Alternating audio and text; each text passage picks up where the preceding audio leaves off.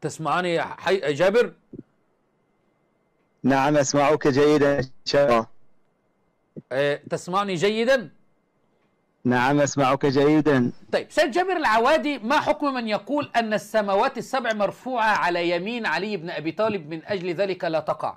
هل هو يكفر بذلك القول؟ ومن القائل لهذا القول؟ مشركين يقولون هذا القول. وما الدليل على شركهم؟ أن هذا القول شرك لأنك لا يعجبك هذا القول. أولا اخرج لنا القول من المصدر واعرض المصدر على الشاشة خلي الناس تشوفه، وبعدين لا ده انا هسمعه لك صوتي، هسمعه لك باسم القربلائي وهو بيقول ذلك. باسم بعدين القربلائي ثبت الشرك وكيف انه الانسان يصبح مشركا، عند ذلك تحكم عليهم بالشرك. يعني يجوز ان انا اقول ان السماوات السبع مرفوعه على يمين عالي من أجل تقع. الشرك هيك يعني تهمه جاهزه تتهمون بها كل من تختلفون معه في الراي. طيب لو انا بينت لك الان ان باسم القربلائي بيقول السماوات السبع مرفوعه على يمين علي من اجل ذلك لا تقع بشعره باللطميات، هل تقول انه مشرك؟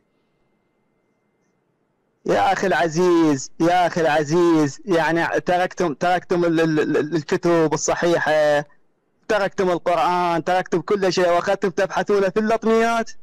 والله عجيب امركم، ما اضعفكم. شكرا. يبقى مشرك يا شيخ بقى؟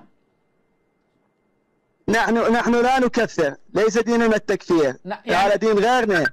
يعني مجرد انه يختلف معه في الرأي، مجرد اختلاف في الرأي يتهم الاخرين بالشرك. اختلاف في الرأي ايه يا سماحة سيد الشيعة جابر العوادي؟ اتقوا الله بقى.